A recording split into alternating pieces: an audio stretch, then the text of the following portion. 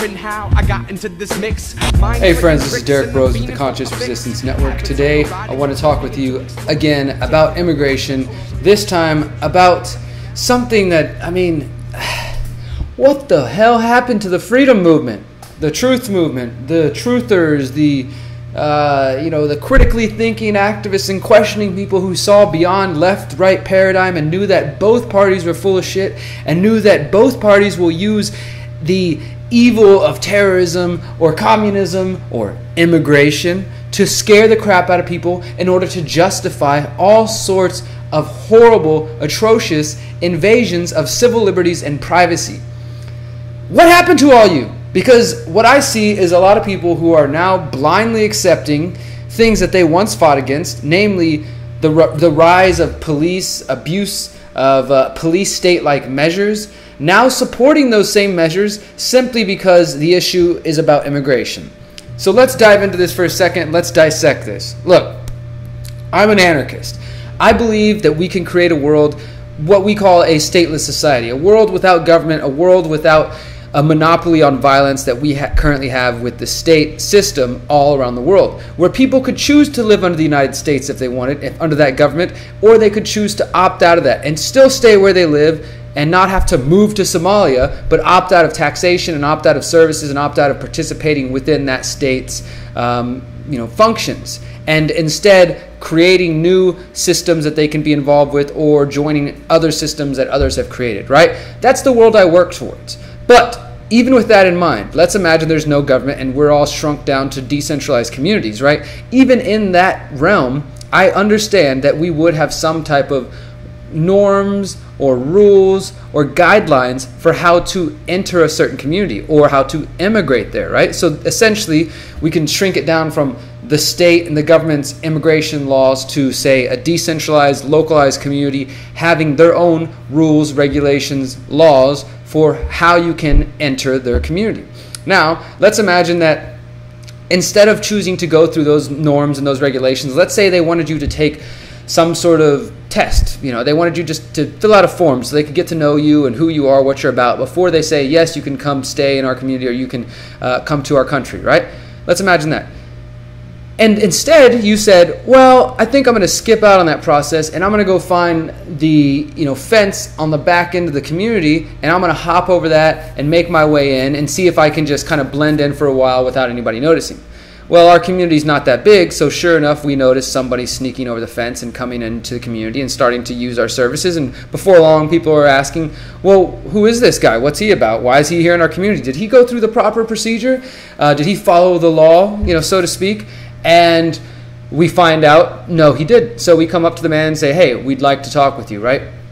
This community could, hypothetically could say, okay, you broke our rules. You just chose to jump over the fence. You didn't even come talk to us. So we are going to ban you from our community for 5 years or for a year. Or we're just going to kick you out. Or, different kinds of things, right? So I do believe that even in decentralized smaller communities, there will be some sort of immigration process, even if we have down to just our local communities and there's no more giant governments. People would still want to know who's coming in and out of their communities. Maybe some communities would be more free and open where there would be no process and what we sometimes now refer to as open borders. Others would be very restricted. Maybe they would have native-only communities or blacks-only communities or Europeans only or what have you, right? And those would be the rules for how they want to run their community. If you violate those, then I guess you would be subject to dealing with the consequences of their communities. But I don't think what we're seeing happen now on the national level, the federal level with the U.S. government can be compared to that, right? Because I'm not saying that a community should say you come into the community and you don't do it through the proper process. Well, they catch you, and what they're going to do is snatch your kids from you and put them in a cage and put you in a cage somewhere else, right? I don't think that's how we would play things out. And I honestly feel like, the world's big, right? So there might be a lot of paperwork coming in, a lot of bureaucracy. We're like, how can we track all this? How do we track all these different people? We need some sort of tracking system so we understand, some sort of database so we know who they are, if they have a criminal history, all these kind of things, right? We would use technology, maybe blockchain, to understand a person's history, their reputation, and whether or not we want to let them in. And we would also use this to categorize people who constantly break and violate those norms or those laws, okay? However, I really don't see us getting to the point where we decided it would be justified, or any free community would think it's justified, or even any libertarian or anarchist or freedom-minded person would think that it's justified or moral or okay to say, well, while we figure out, you know, your paperwork issue and why you broke over our fence, while we figure that out, we're just going to go and put you and your kid in a cage. Maybe we'd say, hey guys, we're going to house you over here, and then you'll be free to go. We just want to understand this. We got to take a picture of you and put it up in our community so people know if we see you again, then you know you're going to be banned for life. Those sort of things, right? And maybe you take appropriate measures if the person repeats. But is locking people in cages and separating families really the issue? I would say, you know, it is part of the issue, right? But I don't think it's obviously not the solution. Now, before I rant a little bit further off point, I want to get back to the core of what I'm trying to say here, is that people who once understood freedom and once fought against the growth of the government and the growth of the state and the police state measures and the surveillance state measures are now welcoming these same measures because it's happening to immigrants, right? Before, a lot of you saw this, you were like, oh, how can people be so stupid? They have everybody afraid of terrorists. Terrorists are everywhere, so we have to, you know, start groping you at the airport. Terrorists are everywhere, so we have to start doing a national ID card. Terrorists are everywhere, so we have to start, you know, surveying your phone calls and your emails and things like that. And now what is it? What's the situation? Immigrants are everywhere. Immigrants are coming to take your job, so we have to militarize the border. Immigrants are coming, so we need to start doing checkpoints around the nation. Immigrants are coming, so we need to start taking families apart. Look, I know some of my right-wing friends are just going to say, oh, you just become a leftist, whatever, blah, blah. No, listen to what I'm saying. You are welcoming the police state and the surveillance state under the guise of fixing the immigration system. That is not what it's about, okay? This is just the way they have divided the people. The most recent example, they've done it with communism, they've done it with terrorism, now they're using immigrants. Eventually they won't be able to use human beings and they'll say, hey, aliens are coming and so we need to keep you safe from them, so we're going to take away all your rights and put you in little boxes, but you'll be free, we promise. You may never see these alleged aliens, but we'll keep you safe from them. And that's the same situation. If you saw through it before with terrorism, you need to see through it with immigration.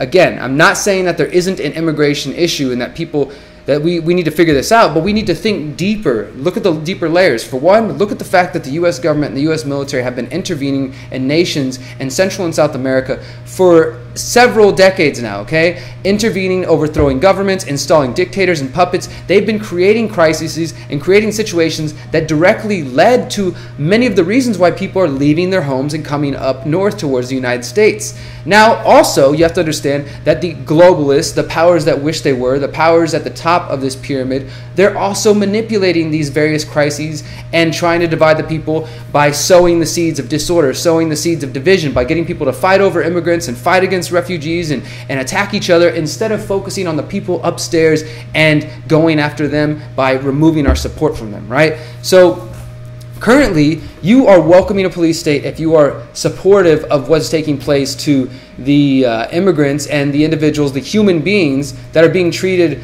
all kinds of ways in the United States. I'm going to show you this link to this one article. It's just one example to show you that what is happening to the immigrants will eventually happen to you. Yes, you, the good old American born here on American soil with all pure European blood, right? Western civilization and all that. Border patrols are stopping people on New England highways to check their citizenship. That doesn't sound like it's near Mexico. That doesn't sound like it's targeting brown people. That sounds like it's probably targeting good old Americans here in the USA.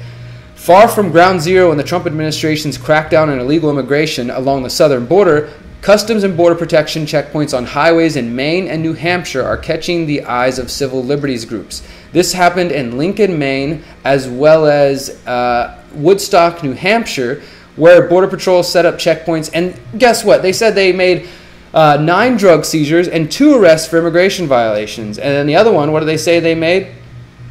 Well, a few arrests for 17 people over Memorial Weekend for drugs and things of that sort, right? So they're going after people supposedly in the name of catching immigrants, but instead they're arresting all kinds of people. And they did this same thing, and they continue to do the same thing under the guise of trying to look for terrorists, okay? And if you allow it, and if people in New Hampshire and Maine and down on the southern border don't stand up, these checkpoints are only going to continue to grow. And if you look at what the Trump administration, and not just the Trump administration, but the people really in charge, have planned, They are going to build a biometric wall, not just a physical wall, but a biometric wall around the northern and southern border of the United States, which will be complete with facial recognition technology that can see into your car. They're also building these watchtowers with high-definition cameras, automatic license plate readers that can read vehicles in quick motion and see how many people are in the vehicle and all sorts of crazy stuff. This is being done under the guise of fighting immigration. They're building the freaking police state. They're building the cage to keep you in. You need to wake up. Stop supporting your own enslavement, people. Seriously, get the fuck out of this country before things go to shit.